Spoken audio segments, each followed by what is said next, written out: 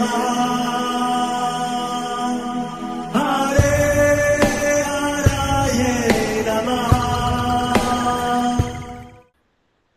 कृष्णा जी, आप सबका बहुत बहुत स्वागत है। मंगलाचरण आरंभ करते हैं। ओम नमो भगवते वासुदेवाय। ओम अज्ञानतिमिरान्धस्य ज्ञानाञ्जनशलाकया चक्षुरुन्मीलितं येन तस्मै श्रीगुरवे नमः। नमः ओम विष्णुपादाय कृष्णपृष्ठाय भूतले श्रीमते भक्ति वेदांत स्वामिनिति नामिने। नमस्ते सारस्वते देवे गौरवाणी प्रचारिणे निर्विशेष शून्यवादी पाश्चात्य देश तारिणे। जय श्री कृष्ण चैतन्य प्रभु नित्यानंद श्री अद्वैत गदाधर श्रीवासादि गौर भक्त वृंद। हरे कृष्ण कृष्ण कृष्ण हरे हरे, हरे राम राम राम हरे हरे। कार्पण्य दोषोपहत स्वभावः पृच्छामि त्वां धर्म सम्मूढचेताः। यच्छ्रेयः स्यान्निश्चितं ब्रूहि तन्मे शिष्यस्ते अहं शाधि मां त्वां प्रपन्नम्। हरे कृष्ण। भगवद गीता आरंभ करते हैं। अध्याय 4 श्लोक नंबर 35 ब्रजेश्वरी जी आप पढ़ेंगे संस्कृत। हरे कृष्ण। यज्ञात्वा न पुनर्मोहम् एवं यास्यसि पांडव येन भूतानि अशेषानि द्रक्ष्यसे आत्मन्येऽथो मयि। हरे कृष्ण। हरे कृष्ण। यत जिसे ज्ञात्वा जानकर न कभी नहीं पुनः फिर मोहम मोह को एवं इस प्रकार यास्यसि प्राप्त होगे पांडव हे पांडव पुत्र येन जिससे भूतानि जीवों को अशेषाणि समस्त द्रक्ष्यसि देखोगे आत्मनि परमात्मा में अथवा अन्य शब्दों में मई मुझ में। स्वरूप सिद्ध व्यक्ति से वास्तविक ज्ञान प्राप्त कर चुकने पर तुम पुनः कभी ऐसे मोह को प्राप्त नहीं होगे, क्योंकि इस ज्ञान के द्वारा तुम देख सकोगे कि सभी जीव परमात्मा के अंश स्वरूप है, अर्थात वे सब मेरे हैं। हरे कृष्णा जी। श्लोक नंबर 34 के अंदर हमें पता चला कि किस तरीके से हम ज्ञान को धारण कर सकते हैं, और अब इस श्लोक के माध्यम से भगवान श्री कृष्ण बताते हैं उस ज्ञान का लाभ क्या है। जब हमने पिछले श्लोक में बहुत विस्तार से समझा गुरु कौन होते हैं, कैसे गुरु से हमको शिक्षा लेना है, पर बहुत सारे लोग ऐसे हैं जिन्होंने अपने कानों को बंद करके रखा है। मतलब वो पहले से ही निर्णय करके बैठे हैं हमें तो इनसे ही सीखना है। जब यह भाव होता है तब कुछ नया ज्ञान प्राप्त नहीं कर पाते, और इसीलिए उनके जीवन में बदलाव नहीं आ पाता। और हमको क्या करना है, ये भगवत गीता का ज्ञान दूसरों के लिए नहीं है, हमारे लिए है। हमारा अभी आचरण कैसा है, भगवत गीता का सिद्धांत हमको क्या बताता है, उन दोनों के बीच में कितना अंतर है और उस अंतर को कैसे कम करें। जब यह भाव आएगा तो ही हम भगवत गीता के ज्ञान के हिसाब से अपने जीवन को चला पाएंगे। नहीं तो ऐसा ही होगा। बहुत लोग जाते हैं वृंदावन, बहुत लोग भगवान के दर्शन करते हैं, तरह तरह के मंदिरों के अंदर जाते हैं, और जब बाहर निकलते हैं वैसा का वैसा यथारूप, कोई बदलाव नहीं है। अगर ऐसा है तो भगवत गीता के गंगा में स्नान करने के बाद में भी हम लोग शुद्ध नहीं हो पाते। क्यों? क्योंकि हम अगर कानों को बंद करके रखेंगे तो हमें ये जो ज्ञान मिल रहा है उसको हम ग्रहण नहीं कर पाएंगे। तो क्या करना है? हमको समझना है कि ये मेरी परिस्थिति है, ऐसा मैं आचरण करता हूं, ऐसा मैं सोचता हूं, पर भगवत गीता हमको ये सिखाती है। अब इन दोनों में जो अंतर है वो धीमे धीमे कम करना है। एक दिन में पूरा कम नहीं करना है, थोड़ा थोड़ा बदलाव लेके आना है। पहले आप देखिए किन लोगों को फॉलो करते हैं, किन लोगों को आप ज्यादा सुनते हैं, क्या वो भगवान के बताए हुए मार्ग के हिसाब से चल रहे हैं, क्या वो कभी शिष्य होकर गुरु की सेवा करी है, क्या गुरु के अंतर्गत रहकर शिक्षा लिया है, और क्या ये परंपरा के अंतर्गत आते हैं। तो ऐसे गुरु को हमें फॉलो करना है, समझने का प्रयास करना है, वो जो शिक्षा देते हैं उसके हिसाब से जीवन को चलाने का प्रयास करना है। अगर ऐसा नहीं करेंगे तो क्या होगा? बिल्कुल वैसा ही है कि जीवन में कोई बदलाव नहीं है। जो 10 साल पहले सुना है और जो अब सुन रहे हैं कोई परिवर्तन नहीं है। जब ऐसा भाव आता है तो समझ लीजिए भगवत गीता को हम नहीं सुन रहे, सुनकर भी हम वास्तव में समझ नहीं रहे और जीवन के अंदर बदलाव नहीं लेके आ पाए। इसीलिए आप सबसे निवेदन है, आप इस कथा को ध्यान से सुनिए और समझिए कि मैंने अपने जीवन में कितना परिवर्तन किया है, और जितना परिवर्तन करेंगे उस समय आपके अंदर तरह तरह के प्रश्न आएंगे। और इसीलिए भगवान प्रेरणा देते हैं, आप प्रश्न कीजिए, प्रश्न करेंगे तो हमें और समझ में आएगा, और समझ में आएगा तो हम और इस ज्ञान का लाभ लेके आ पाएंगे। कुछ लोग बोलते हैं, अरे ये बाबा जी तो समाधि में चले गए हैं, अभी समाधि में क्या कर रहे हैं हमको कोई मालूम ही नहीं, वो कुछ भी बोलेंगे हमें लगेगा ये तो बहुत पहुंचे हुए महात्मा जी है, कुछ भी बोल रहे हैं, सबकी सब बात सही है। इसीलिए भगवान दया करके हमको बताते हैं कि जब कोई व्यक्ति ऐसा ज्ञान को प्राप्त कर लेता है उसकी स्थिति क्या होती है, उसका आचरण कैसा होता है, और उसके मन के अंदर क्या भाव होता है, ये भगवत गीता हमको सिखाती है। इसीलिए अंधविश्वास के भरोसे नहीं रहना है।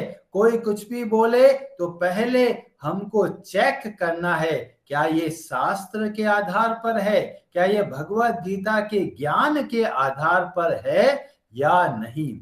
और इस बात को बहुत जोर देते हुए भगवान श्री कृष्ण 3.5 श्लोकों के अंदर इस ज्ञान को धारण करने के बाद की स्थिति का वर्णन करते हैं। इस ज्ञान का क्या लाभ मिलता है उसका वर्णन करना आरंभ करते हैं। क्योंकि जैसे कोई बच्चा पढ़ाई कर रहा है, उसको बोला अरे तुम आईआईटी की पढ़ाई करो, तो बोलेगा अरे आईआईटी की पढ़ाई के लिए तो बहुत मेहनत करनी पड़ती है। तो सामने वाला बोलता है जब तुम आईआईटी की पढ़ाई कर लोगे, आईआईटी में सिलेक्शन हो जाएगा, फिर तुम्हारा जॉब लग जाएगा, तो तुमको बहुत पैसा मिलेगा और आराम की जीवन जियोगे। नहीं तो क्या करना पड़ेगा? दुकान लगाना पड़ेगा, हर रोज सुबह से लेकर रात तक काम करना पड़ेगा, न रात को आराम है, न दिन को आराम है, न कोई छुट्टी है। तो जब लोगों को लगता है अरे ये तो आगे चल के हमको बहुत फायदा देने वाला है, तो बच्चा बहुत अच्छे से आईआईटी की तैयारी में लग जाता है। ऐसे ही जब हमको पता चलता है कि ये ज्ञान कितना जरूरी है, हमारे मन के अंदर जो बीमारी घुस गई है उसको कैसे बाहर निकालेंगे, जैसे जैसे हमको इस बीमारी का पता चलता है हम प्रयास करेंगे कि कैसे इस बीमारी से बाहर निकले। क्योंकि पिछले श्लोक में बोला प्रणिपातेन परिप्रश्नेन सेवया पहले तो गुरु को ढूंढो, वो इतना बड़ी समस्या है। गुरु को ढूंढ लिया, अब हमको इतना बदलाव लेके आना पड़ेगा, इतनी मेहनत कौन करेगा? यूट्यूब चलाओ, कथा सुनो, आनंद लो। पर वास्तव में जब हम सोचेंगे ये फायदा देता है, पर उतना फायदा नहीं देता जो हमारे मन के अंदर जब तरह तरह के नेगेटिव इमोशंस आते हैं। तो भगवान श्री कृष्ण बोलते हैं, यज ज्ञात्वा न पुनर्मोहम एवं। तो ये पहला लक्षण, ये पहला लाभ हमको मिलेगा जब हम इस ज्ञान को धारण करेंगे। क्या लाभ मिलेगा? पुनः इस तरह के मोह को प्राप्त नहीं होंगे। और ये हम सब के अंदर आता है, इमोशनल ब्रेकडाउन। कभी हम काम वासना में जलने लग जाते हैं। जो लोग काम वासना में जलते हैं उनके रातों की नींद उड़ जाती है, बस सोचते रहते हैं किस तरह से मैं भोगों को भोगूं। या फिर कोई आग में जलता है क्रोध की, इतना गुस्सा आ रहा है, लोग पूछते हैं अरे भी तुम कमजोर कैसे होते जा रहे हो, कि अंदर से जल रहे हैं, इतना जल रहे हैं, खाया पिया सब कुछ गायब। तो कोई लोभ के चक्कर में जल रहा है, लोभ, कैसा और पैसा कमाऊं, कितना जल्दी जल्दी पैसा कमाऊं, फटाफट पैसा कैसे कमाना है, तो लोग लोभ की आग में जलते हैं। कोई नशे में रहता है कि मैं बहुत धनवान हूं, मैं बहुत बुद्धिमान हूं, मैं बहुत रूपवान हूं, तरह तरह का मद लेके बैठे हैं, और इस नशे के अंदर वो सोचते हैं हम तो बहुत बड़े आदमी हैं। या फिर जो कोई मोह के अंदर रहता है, भ्रमित रहता है, जो नहीं करना है उसको करते हैं, और जो करना चाहिए उसको नहीं करते। कोई माला जप करता है तो बोलता अरे छिपके माला को जप करूंगा। अरे छिपके क्यों करते हो? तिलक, तिलक नहीं लगाना है, लोग बोलेंगे अरे साधु बन गया। तो लोग जो करना चाहिए वह नहीं करते। तो यह हो गया मोह का लक्षण।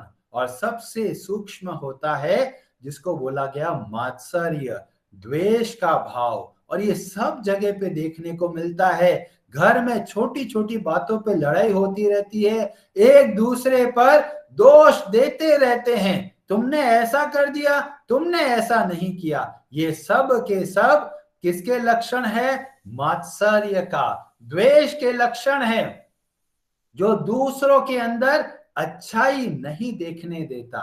जब दूसरों के अंदर हमें कमियां दिखने लग जाती है तो समझ लीजिए हम इस मात्सर्य की बीमारी से ग्रसित है। तो वास्तव में हम देखेंगे समाज में ज्यादातर लोग इन बीमारियों से ग्रसित है, और इन बीमारियों की वजह से गलत कार्य करते हैं और खुद भी दुख पाते हैं और दूसरों को भी दुख देते हैं। तो बहुत ही गंभीर समस्या है, पर जब तक हम इसकी गंभीरता को नहीं समझेंगे तब तक हम तीव्रता से कार्य नहीं करेंगे। तो इस बहुत जरूरी है बीमारी को समझना। बीमारी को समझेंगे तभी उस बीमारी को दूर करने का प्रयास करेंगे। और भगवत गीता के इस ज्ञान के माध्यम से हमको पता चलता है कि इस ज्ञान को प्राप्त करके हम ये 6 तरह की बीमारियों से बाहर निकल सकते हैं। और वो आरंभ होगा जब हमारे अंदर कृतज्ञता का भाव आएगा, क्योंकि कृतज्ञता के भाव के साथ में ही हम सेवा कर पाएंगे। और जब कृतज्ञता और सेवा का भाव होगा तब हमें बहुत अच्छे से समझ में आने लगेगा कि ये मेरी समस्या है और इस समस्या का समाधान ऐसे ऐसे हो रहा है।